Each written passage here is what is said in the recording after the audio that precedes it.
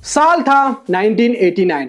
18 महीने की जेल काट के एक 17 साल का लड़का बाहर आता है एलाइन हट करेक्शनल सेंटर लुजियाना से। वो लड़का जेल क्यों गया, ये जानने से पहले आपको ये जानना होगा कि उसने जेल से बाहर आके क्या किया। वो कोई नेतागिरी या गुंडे करने नहीं गया, बल्कि उसने एक म्यूजिक कंपनी स्टार्ट की। एंड 1991 से लेके आज पूरे 34 साल हो गए हैं उस 17 साल के लड़के ने जो म्यूजिक लेबल स्टार्ट किया था, यानी 3 दशक से भी ज्यादा। तो जानते हो क्या हासिल किया है इस लड़के के लेबल ने? 8 से भी ज्यादा प्लैटिनम नहीं, मल्टी प्लैटिनम एल्बम्स, कई ग्रैमी अवार्ड्स और इवन हर जनरेशन के बेस्ट रैपर्स में इनके लेबल के एक ना एक आर्टिस्ट रहे हैं। यस, मैं बात कर रहा हूं बेबी एके बर्डमैन के बारे में, जिनके लेबल कैश मनी ने $2 बिलियन से ज्यादा बनाया है म्यूजिक इंडस्ट्री में। और ये इंडियन रुपीस में कितना होगा ये मैं आगे आपको कन्वर्ट करके बताऊंगा। तो कैसे किया इन्होंने ये, क्या रही है इनकी स्ट्रैटेजी और क्या रोल रहा है बर्डमैन का लिल वेन, ड्रेक एंड निकी मिनाज जैसे रैप सुपरस्टार्स के करियर में, चलिए जानते हैं। तो क्या हालचाल है भाई लोग, सेक्टर एक्स में आपका स्वागत है। आज हम बात करेंगे ब्रायन विलियम्स एके बर्डमैन के बारे में। क्या है इनकी इंटरेस्टिंग स्टोरी, कैसे इन्होंने इतना बड़ा एम्पायर खड़ा किया और क्या कंट्रोवर्सी रही है वेन एंड ड्रेक के साथ, सब कुछ हम इस वीडियो में जानेंगे। तो अगर आप चैनल पे नए हो तो सब्सक्राइब करना मत भूलना। सो चलिए पहले हम शुरू करते हैं बर्डमैन की कहानी एंड लास्ट में कुछ इंटरनेशनल हिप हॉप के अपडेट्स भी दूंगा, सो स्टे ट्यून्ड। तो कुर्सी की पेटी बांध लीजिए for the exciting story of Birdman, जिनकी स्टोरी से अगर आप एक एंटरप्रेन्योर हो तो काफी कुछ सीखने को मिलेगा। बर्डमैन, जिनका असली नाम है ब्रायन क्रिस्टोफर विलियम, जो कि उनके फादर के अडॉप्ट करने से पहले ब्रायन क्रिस्टोफर ब्रुक्स था। इनका जन्म हुआ था 15 फरवरी 1969 को न्यू ऑरलिंस लुजियाना में और बर्डमैन वहीं पले बड़े हैं उनके भाई स्लिम के साथ। स्लिम, जो कि बर्डमैन के भाई है, उन्होंने काफी सिग्निफिकेंट रोल प्ले किया है बर्डमैन के लाइफ में, लेकिन बंदा हमेशा लोकी रहता है और काफी शांत ही दिखाई देता है वो आपको हर जगह, चाहे वीडियोस हो या इंटरव्यूज। समझ लो ये एक मिस्टीरियस कैरेक्टर है कैश मनी लेबल के पीछे। स्लिम के अलावा बर्डमैन के 10 और भाई बहन हैं, including step brothers and sisters. Birdman की मॉम का देहांत हो गया था जब वो महज 5 साल के थे। देन बर्डमैन और उनके भाई स्लिम को उनके पिता और स्टेप मॉम ने पाला था और बर्डमैन के पिता एक अच्छे खासे लोकल हसलर थे। मींस उनके कई सारे ग्रोसरी स्टोर्स और mini bar club sort of business थे लुजियाना में, जिसकी वजह से बर्डमैन को बचपन से ही बिजनेस का एक एक्सपोजर मिल गया था और कैसे पैसे बनाना है इसके काफी वैल्यूएबल लेसन्स उनके डैड ने उन्हें सिखाया था। इसी के साथ ही पैसे की वैल्यू को समझा दिया इन दोनों को। साथ ही में म्यूजिक का भी थोड़ा एक्सपोजर मिला, जो कि इनके डैड के बार में प्ले हुआ करता था, क्योंकि ये अपने डैड से मिलने जाते थे उनके बार में, मतलब जो बार वो ओन करते थे वहां पे ये दोनों भाई जाते थे। तो वहीं से उनको तब रैप के बारे में पता चला कि अच्छा हाँ, ऐसा भी कुछ म्यूजिक चल रहा है मार्केट में। तब उस एज में किसी को आइडिया भी नहीं होगा कि ये लड़का आगे जाके हिप हॉप का एक मुगल बन जाएगा। तो अपने पिताजी के दिखाए रास्ते पे तो चले, लेकिन उन्होंने अपना साइड हसल भी चालू किया और ज्यादातर वो स्ट्रीट से जुड़ने लग गए एंड स्कूलिंग वगैरह डिच करके वो क्राइम की दुनिया में धीरे धीरे आने लग गए एंड साथ ही में वो ड्रग्स भी बेचने लग गए एंड रॉबरी वगैरह में भी काफी इन्वॉल्व हो गए वो अपने टीनेज में ही, मतलब लूटपाट की वारदात में भी वो लग गए थे। बट अपने डैड की तरह वो भी एक होनहार बिजनेसमैन थे अपने माइंड से और अच्छे खासे पैसे बना लिए थे उन्होंने। मींस अपने टीनेज में ही $1 मिलियन बना लिया था उन्होंने। और ये वो दौर था जब वर्ल्ड्स मोस्ट डेंजरस ग्रुप के क्लेम से एक ब्लैक आर्टिस्टों का ग्रुप यूएस से उठ के पूरी दुनिया पे छा रहे थे और वो थे द NWA। यहीं से एक कल्चरल मूवमेंट बना और लेट ग्रेट इजी ई ने जैसे अपना लेबल खोला, वो आने वाले कई यंग ब्लैक हसलर्स के लिए एक ब्लूप्रिंट बना, जो अपना क्रिमिनल बैकग्राउंड छोड़ के आगे आना चाहते थे लाइफ में। कौन हम जानते हैं इजी ई एक ड्रग डीलर थे अपने म्यूजिक लेबल खोलने से पहले। ये म्यूजिक लेबल वगैरह से पहले ही बर्डमैन अच्छे खासे पैसे छाप रहे थे और अपना हसल कंटिन्यू रख रहे थे वो स्ट्रीट्स में, अंटिल समय उनका भी खराब आया और वो कानून के गिरफ्त में आ गए। बर्डमैन को ड्रग पोजेशन केस में पुलिस वालों ने अरेस्ट किया और 3 to 5 इयर्स की सजा सुनाई गई उन्हें कोर्ट द्वारा, जिसमें से उन्होंने 18 महीने की जेल काटी और बेल पे बाहर आ गए। और ये वही 18 महीने की जेल है जो मैंने वीडियो के स्टार्टिंग में बोला था और यहीं से इनकी कहानी अब बदलने वाली थी।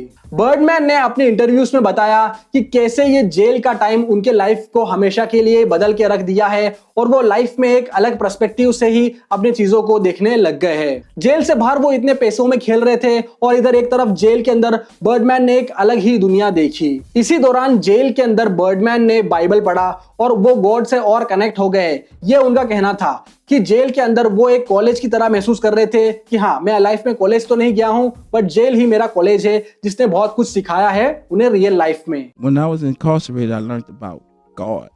That was my first time reading the Bible, and it ever changed my life. Well, जेल से निकलने के बाद क्राइम को साइड करके उन्होंने एक नया स्टार्टअप करने का सोचा और वो था खुद का रिकॉर्डिंग लेबल। सो जो पैसे बचे थे जेल से आने के बाद वो सब उन्होंने अपने इस नए विजन पे लगा दिया एंड उन्होंने इस नए म्यूजिक लेबल का नाम रखा कैश मनी रिकॉर्ड्स। इवन इस लेबल के लोगों को डिजाइन भी बर्डमैन ने अपने हाथों से ही किया था फॉर द फर्स्ट टाइम। ना कोई प्रोड्यूसर, ना कोई आर्टिस्ट, ना ही कोई स्टूडियो, पर विजन काफी हैवी था। इस समय पे बर्डमैन बेबी के नाम से जाने जाते थे। इवन आज भी कुछ उनके पुराने होमीज बेबी ही कह के कहते हैं बर्डमैन को, बेबी ही कह के संबोधित करते हैं बर्डमैन को। When did you decide you was gonna call yourself Birdman? Birdman come from the streets. I earned that name. It speaks for itself. I was baby because my mama never named me when I was in the hospital. Well, baby इस बंदे के लिए थोड़ा अजीब नाम नहीं है, but still anyways. वैसे बर्डमैन ने और भी स्टेज नेम रखे हैं अपने करियर में, excluding baby, like B32, Stunna, etc. I was always baby. Baby was first. That's my original name, and I went from B32 to Bubba, Beatrice, Birdman, Stunna. तो Birdman और उनके भाई slim फिर Louisiana के अलग अलग clubs में जाते और रैप आर्टिस्टों की खोज करते। Cause back in the days ऐसे यूट्यूब, स्पॉटिफाई या फिर इंस्टाग्राम जैसे ऑनलाइन प्लेटफॉर्म्स नहीं हुआ करते थे। बहुत खोजबीन करने के बाद उन्होंने किलो जी करके एक रैपर है, उनको साइन किया अपने लेबल के पहले आर्टिस्ट के तौर पे।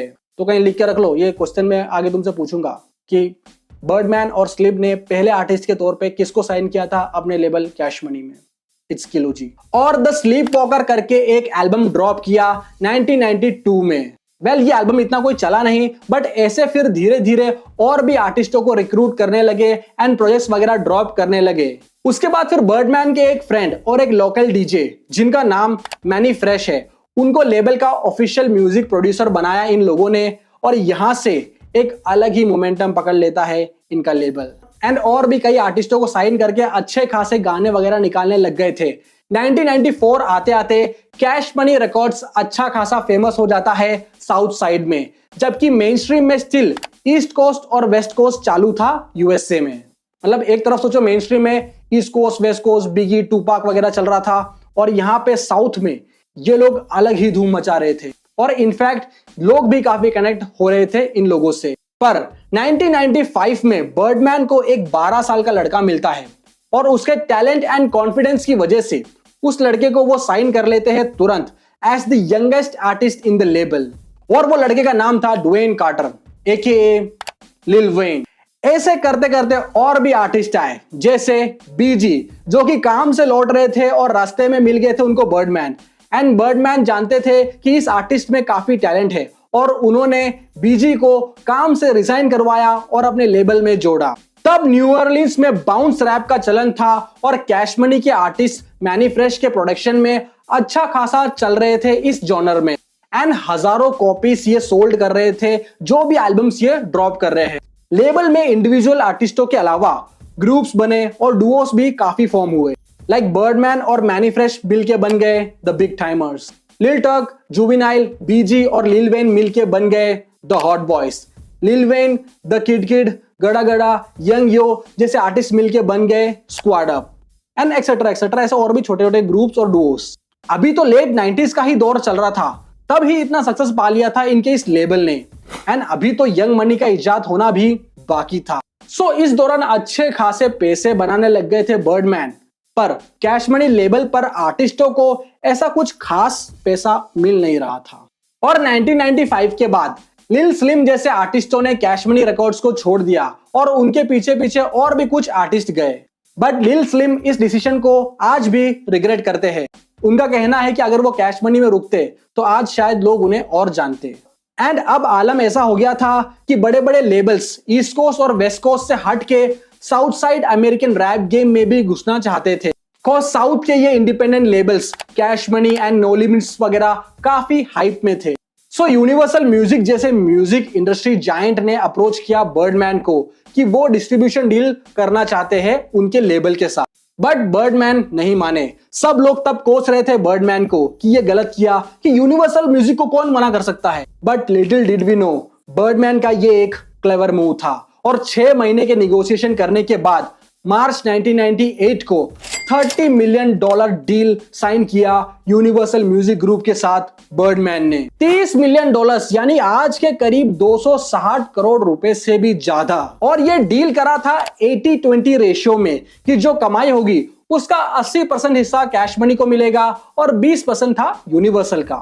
इस तरह एक जेल से निकले टीनेजर ने कुछ सालों के हसल के बाद one of the greatest deal किया हिप हॉप में यूनिवर्सल म्यूजिक ग्रुप के साथ। और आज इनकी नेटवर्थ $100 मिलियन से $150 मिलियन है एज पर गूगल, बट इससे ज्यादा भी हो सकता है। देन कैश मनी लेबल के अंडर में ही लिल वेन ने लेट 2000s में यंग मनी का इम्प्रिंट खोला, जिसमें ड्रेक, निकी मिनाज, टाइगा जैसे हिप हॉप के सुपरस्टार्स आए। 90s में hot boys, big timers, 2000s में लिल वेन का सोलो करियर, 2010 से लेके 2020 तक ड्रेक, निकी मिनाज और टाइगा ऐसे बेहतरीन आर्टिस्ट थे कैश मनी के रोस्टर में। मतलब हर दशक में एक ना एक टॉप रैपर इनके ही लेबल से था। और इनके सक्सेस की स्ट्रेटजी है द चॉइस ऑफ आर्टिस्ट। ये एक बहुत बड़ी खूबी है कि सही आर्टिस्ट को कैसे चुने। और रिसेंटली अपने एक इंटरव्यू में बर्डमैन ने यह बताया है कि आज तक यूनिवर्सल म्यूजिक के साथ मिलके उन्होंने $2 बिलियन का बिजनेस किया है, यानी 1,73,000 करोड़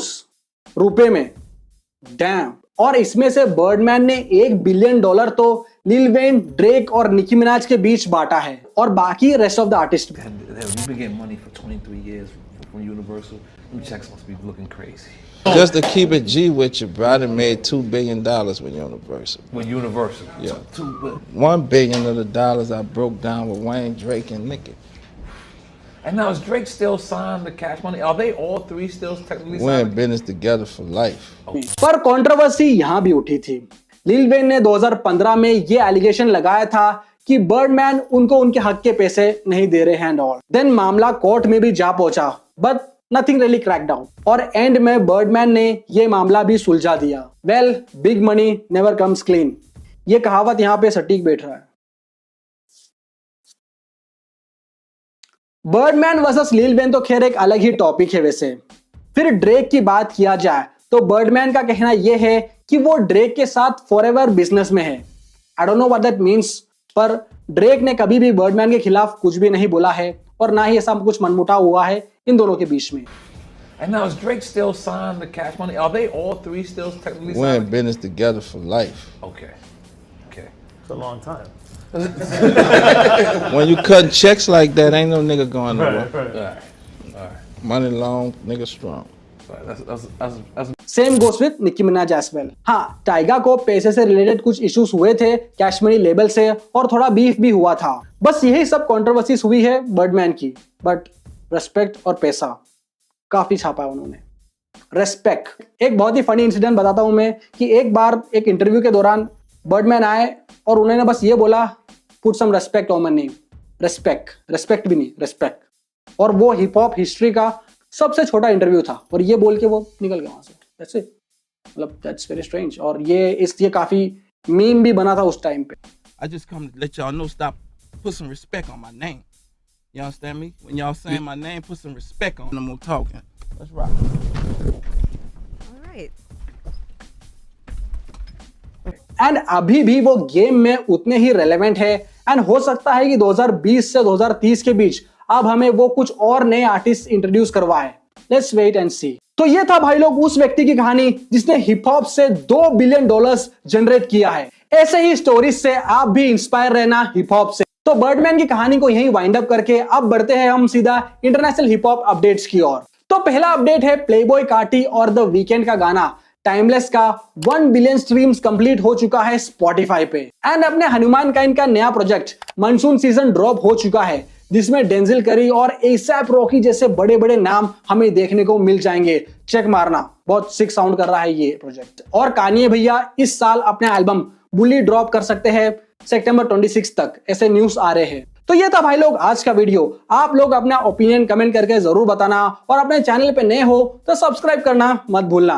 तो मिलते हैं अगले वीडियो में, तब तक के लिए अपना ख्याल रखना, अपने घर वालों का ख्याल रखना, इंटरनेशनल आर्टिस्ट को सुनना और अपने लोकल आर्टिस्ट को सपोर्ट करना। Bye bye, take care.